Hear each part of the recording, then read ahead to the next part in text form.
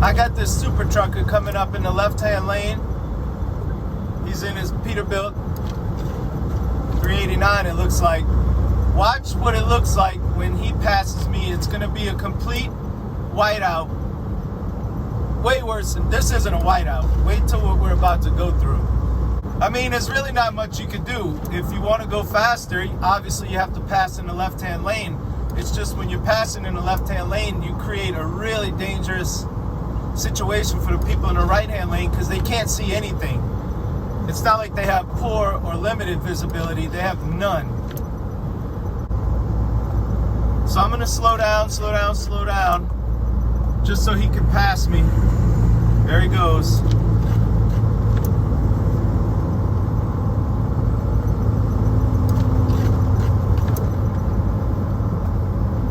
Yeah, see, now he can't see anything. Doesn't matter if the wipers are on fast or not, it's a complete whiteout. There's another truck in front of me. I barely can make him out. Woo!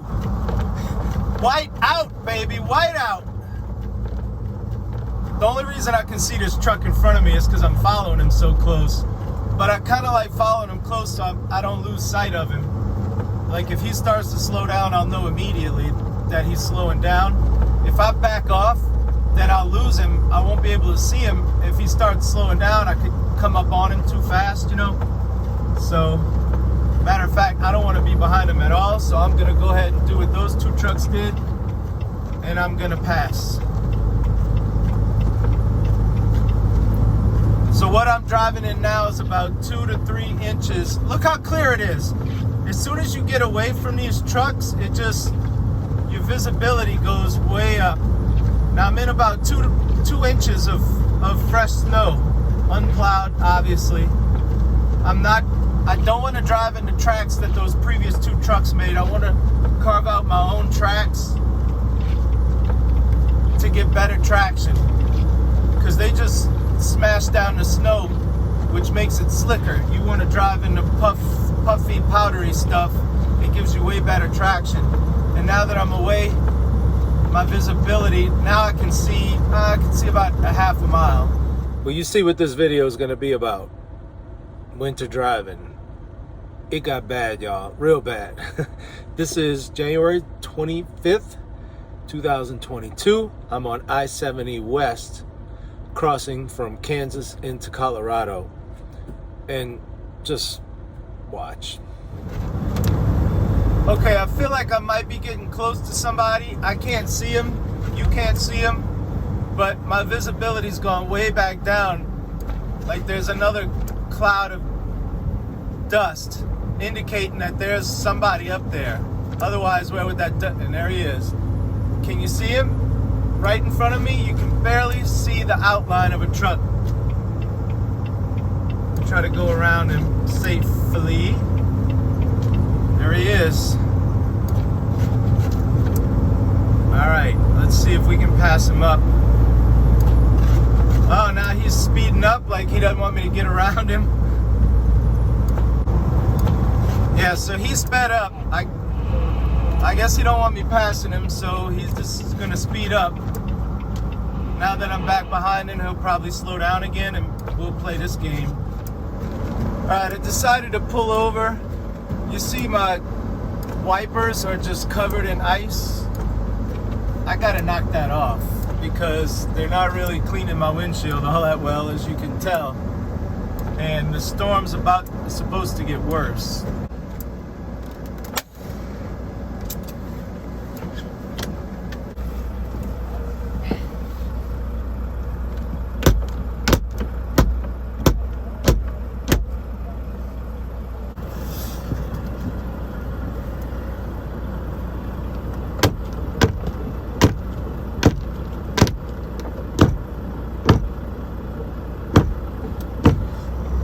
That is so much better. Just the noise that's been eliminated from that ice scraping on the windshield is so much better. But yeah, now nice clear view.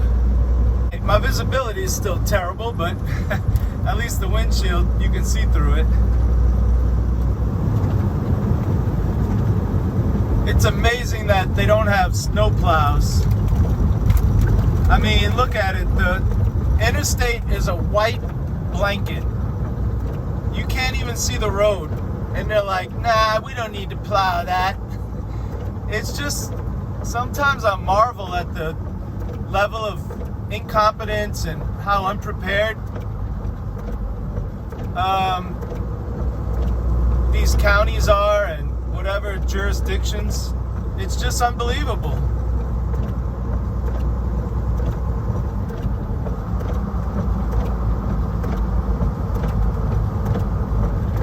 This poor guy. But seriously, you can't send one snowplow through here? I mean, it's just, I don't know. Yeah, they are predicting this area to get about 4 to 6 inches.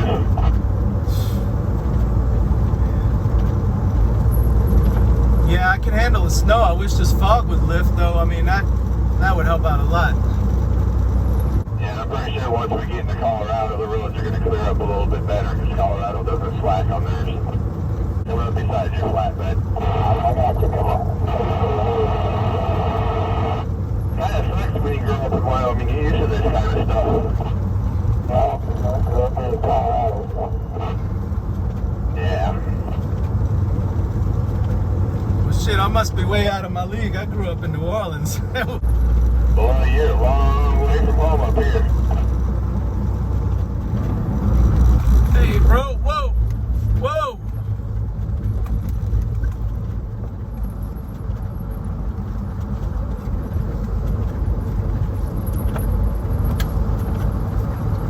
Man, that guy almost ran me off the road. He just started coming in. All right. I didn't mean to cut you off like that, bud. All right, man. Yeah, it's all good. We live to drive another day. Yeah, I know, but still. Stop, you got one on the left. All one on the left. All right, flatbed. You got it. You can come over. No, thank you very much. I guess I gotta let this four-wheeler in too, because he ain't stopping.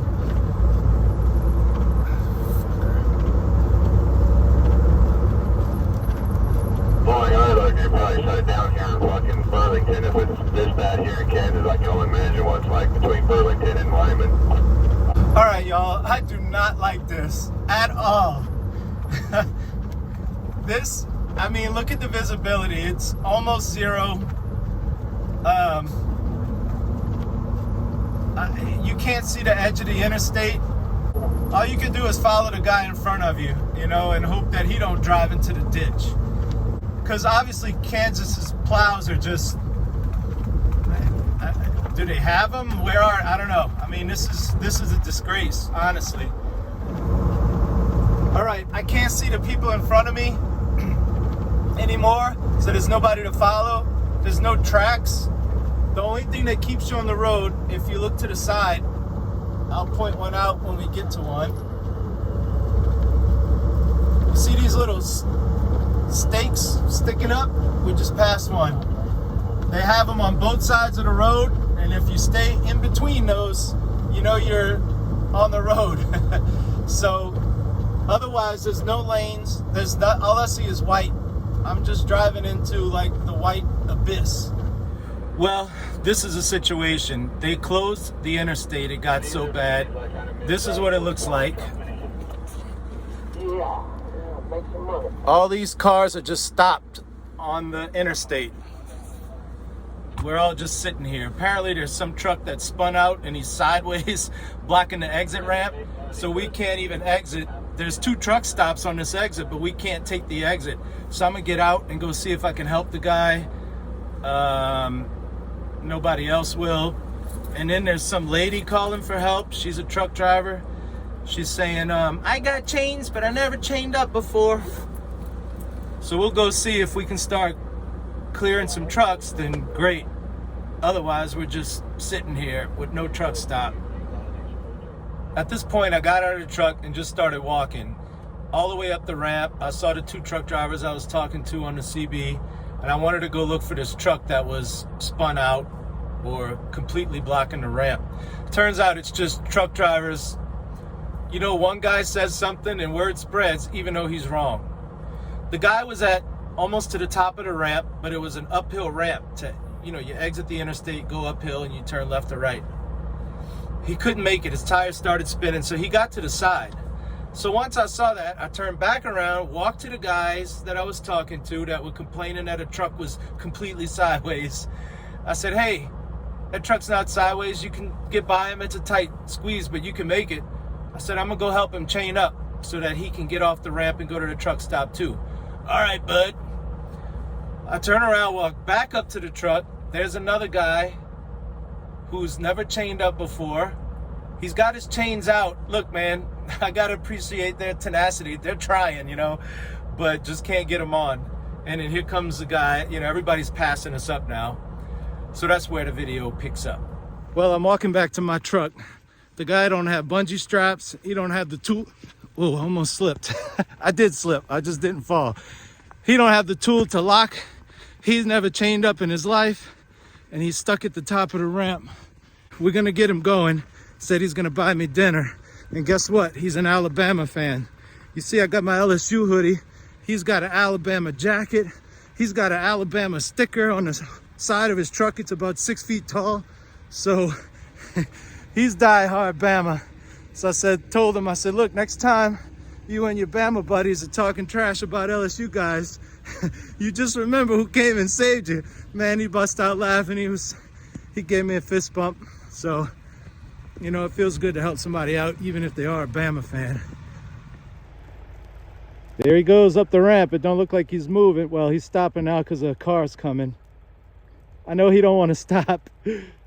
Oh, but he's got to stop because here comes a box truck. Let's see if he can get back started from a dead stop. He did once, so he ought to be able to again. Come on, boss, you can make it. He's got it, he's got it, he's got it. All right, awesome. He's got it. I told him to just meet me at the truck stop because he didn't have bungee cords. I gave him my bungee cords, so I got to get my bungee cords back. I said, I'll meet you at the truck stop. So he's happy. So we made it to the truck stop, and I took his chains off and got my little bungee straps back. And he insisted on buying me lunch, even though I said, you don't owe me anything, you know, just trying to help. No, I have to buy you. Okay. So there's no hot food in the truck stop, of course, right? So there's this, let me show you. This is the truck stop we're at. It's filling up with trucks. And way across the street is McDonald's. So we go trudging through the snow, which is about 1.5 feet deep, to get to McDonald's. The lobby's closed. So then we start looking around. Next door is a Chinese buffet in a motel. So we walk to the motel, but the Chinese buffet is closed. So now we don't know. So he calls McDonald's and says, hey, we're a couple of truck drivers and we're hungry, but your lobby's closed. And they said, oh, just walk through the drive-thru up to the window and we'll serve you through the window. So we go trudging through the snow again, and they serve us. They got me a little 1/4 pounder meal, and it was back to the truck. I mean, everything was wet. My pants, my coat, my hat, my hair, everything. I mean, I must have been a sight to see, just getting in the truck all wet and bedraggled. And so I just changed into some sweatpants and spread everything out to start drying. This is what it looked like. You know the snow is deep when you get in your truck and take your pants off and you got snow up your pants leg. And I mean, it's caked up in there. It ain't a little bit of snow. All on the boots and everything. Man, this weather, look at my windshield. It's just covered in snow.